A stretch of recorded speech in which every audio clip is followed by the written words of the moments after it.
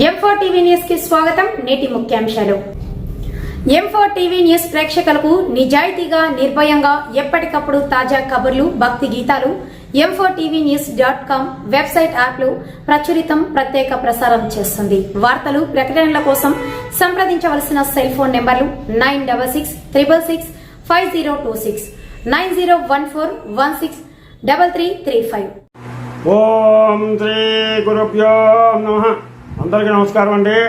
ఈరోజు మనం ఉత్తరాఖండ 45 భాగం తెలుసుకుందాం. ముందుగా గణేశ ప్రార్థన. శుక్లాంబరధరం విష్ణు శశివర్ణం చతుర్భుజం ప్రసన్నవదనం ధ్యాయేత్ సర్వవిఘ్నోపశాంతయే. గురు బ్రహ్మ గురుర్విష్ణు గురుర్దేవో మహేశ్వరః గురు సాక్షాత్ పరబ్రహ్మ తస్మై శ్రీ గురవే నమః. శ్రీరామ జయ రామ జయ జయ రామ, శ్రీరామ జయ రామ జయ జయ జయ జయ రామ. శ్రీరామ రామ రామేతి రమే రామ మనోరమే సహస్రనామ తత్తుల్యం శ్రీరామనామ వరాననే. హరి ఓం. ఈరోజు ఉత్తరాఖండ 45వ భాగం తెలుసుకుందాం.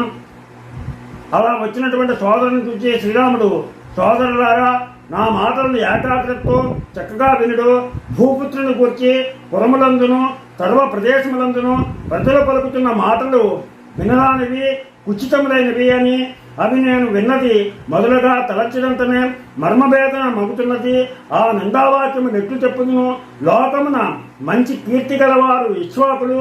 ఇటువంటి వారి పుణ్యవంశమున పుట్టితేనే చేత మహాత్ముల్లో శ్రేష్ఠుడైన జనకుని సద్వంశమునందు తాను జన్మించినది.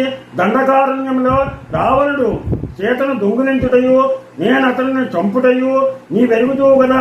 అప్పుడే నాకు మనస్సునందు వరుణి ఇంటనున్న స్త్రీని చేతను ఎట్లో పొరమునకు తీసుకుని పోదునని సందేహం కలిగి నేను వెనుకీయగా నమ్మకం కలుగుటకే ఆ పతివ్రత అగ్ని ఎందు పన్నది కదా. అగ్నిహోత్రుడు చేత పతివ్రత అని చెప్పలేదా? లక్ష్మణ, నీవప్పుడు అట్లనే ఉన్నావు కదా. చేత పాపము లేనిదని సూర్యచంద్రుడు, వాయుదేవుడు ప్రఖ్యాతిగా పలికితిరి కదా. దేవతా సమూహములందరూ, ఋషీశ్వరులెల్లరూ చేత పతివ్రత అని చెప్పారు కదా.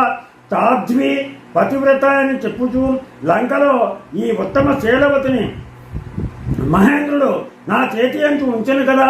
అంతేకాదయ్యా, నా అంతరాత్మ కూడా భూపుత్రి పవిత్రురాలని ఎరుగును. లక్ష్మణ, అందుచేతనే కదా ఆమెను తిరిగి అయోధ్యకు తీసుకుని వచ్చి తిని ఇప్పుడు పురమున పల్లెల యందును విపరీతమైన వార్తలు వినబడితే ఈ అపవాదము భరింపరానికై నా మనస్సు ఎంతయో తప్పింపజేసినది. ఎవని అపకీర్తి ఎంత తనక లోకమున వినపడునో అంతవరకు పాపములు అనుభవించుచు అతడు అధోలోకములందు ఉండగలడు. దేవతల అపకీర్తిని నిందించి కీర్తిని మెచ్చుకుంటుందరు. కాన మానవుడు ఎప్పుడునో మంచి కీర్తిని గోరియే పనులను చేయుతుండవలను. పవిత్రమైన కీర్తి కొరకై నేను మిమ్మల్ని అందరినైనను నా ప్రాణములనైనను విడిచిపెట్టను. ఇప్పుడు కలిగిన అపకీర్తి భయముచే నేను భూపుత్రుని విడిచుట ఆశ్చర్యముగున. ఓ భూపతులారా, నేను ఎట్టి అపవాదమునకు గురి అవుతును. మీరే చూడు. ఎట్టి మహా దుఃఖమును నేను ఎట్టి దశల ఎందును పొంది ఉండలేదు. ఇంకా ఏమందును? రేపే తెల్లవారగానే సుమంతుడు రథమును తేగా, లక్ష్మణ, నీవు భూపుత్రిని తీసుకుని వెళ్ళి అన్నియోళ్లకు ఆవల గంగానది కావల తీరముందున్న వాల్మీకి ఆశ్రమమున్న వనములందు తమసా నదీ తీర భూమి యందు జనసంచారము లేని చోట విడిచిపెట్టి తొందరగా తిరిగి రమ్ము. మారు మాట్లాడకుండగా నేను చెప్పినట్లు చేయము. దీని అందు ఆలోచింపవలసినది ఏమీ లేదు. కూడదని చెప్పితువో నీపై కోపగించుకొనితను. నా పాదముల మీదను నా ప్రాణముల మీదను ఆనబెట్టుతున్నాను.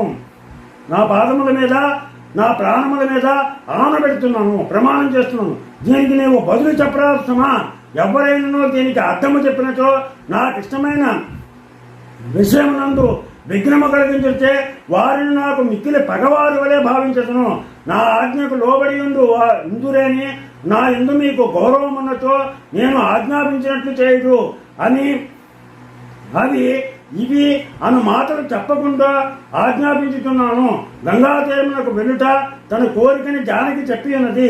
ఆ మాటకు సరిపోవునట్లు లక్ష్మణ ఆమెను తీసుకొని వేగముగా వెళ్ళము అని చెప్పి వారలను వెలుడని అనుమతించి కన్నుల నీరు పారుతున్న ముఖములతో తమ మందిరమునకు వెళ్ళి ఆ పవిత్రుడు ఏనుగు వలె నిట్టూర్చుచుండను. దీంతో మనకి 45వ అధ్యాయం పూర్తయింది. రేపు మనం 46వ అధ్యాయం తెలుసుకుందాం. ఈ విధంగా శ్రీరాముడు తమ్ముళ్ళకి లక్ష్మణుని కేకేసి నువ్వు సీతాదేవిని వాల్మీకి ఆశ్రమానికి దగ్గరలో నిర్జనమైనటువంటి ప్రదేశంలో విడిచిపెట్టేస్తా, ఆమె కోరిక కూడా ఇప్పుడు వన సంచారం చేయాలని ఉంది అని అడిగింది.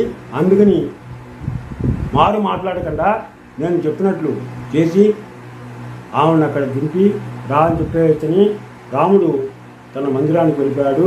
దాంతో ఈరోజు అధ్యాయం పూర్తయింది. రేపు 46వ అధ్యాయం తెలుసుకుందాం. మీకు నా ఛానల్ కనుక నచ్చినట్లయితే సబ్స్క్రైబ్ చేయండి, అలాగే లైక్ చేయమని కోరుతూ మీ రాపాక వెంకట ప్రభాకర్.